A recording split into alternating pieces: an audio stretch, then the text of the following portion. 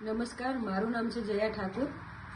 આપ સૌને જણાવવા માંગુ છું કે રાધનપુર આસ્થા હોસ્પિટલ ડોક્ટર દેવજીભાઈ પટેલ કે જેઓ રાધનપુર નગરપાલિકાના ચેરમેન છે અને ભાજપના એક ઉચ્ચ નેતા તરીકે એમની ઓળખાણ થાય છે, ત્યારે વાત એમની બેદરકારીની કરવી છે કે એમની હોસ્પિટલની અંદર સતત ઘટનાઓ ઠાકોર સમાજ ઉપર આજ સુધી ઘણા એવા બનાવો બન્યા છે જેનું લિસ્ટ મારી પાસે પડ્યું છે કે આ જે બનાવો છે એને લઈ અને એમની લાગવગના હિસાબે એમના ઉપર કોઈ કાર્યવાહી લીગલી થતી નથી।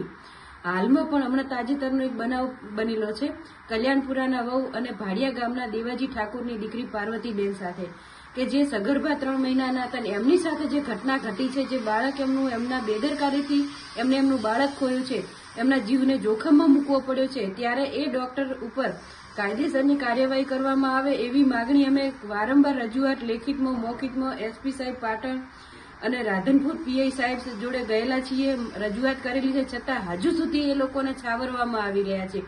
ઊંચી લાગવગના હિસાબે અને રાજકીય લેવલે એમની ઊંચી ઓળખાણો હોવાના હિસાબે એમના ઉપર કોઈ એક્શન હજુ સુધી લેવાઈ નથી રહી, ફરિયાદ દાખલ થઈ નથી રહી।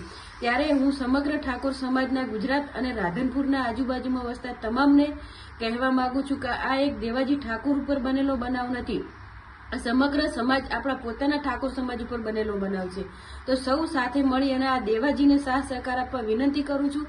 સાથે સાથે જે ઘટના બની છે એ ઘટનાની અંદર એમને ન્યાય મળે, ન્યાય નહીં મળે તો હવે આજે અથવા કાલે અમે 10 દિવસ થઈ ગયા છે, પોલીસ સ્ટેશનમાંથી અમને જવાબ હતો કે અમે એફઆઈઆર દાખલ કરીશું, પણ હજુ એફઆઈઆર દાખલ કરવામાં આવી નથી।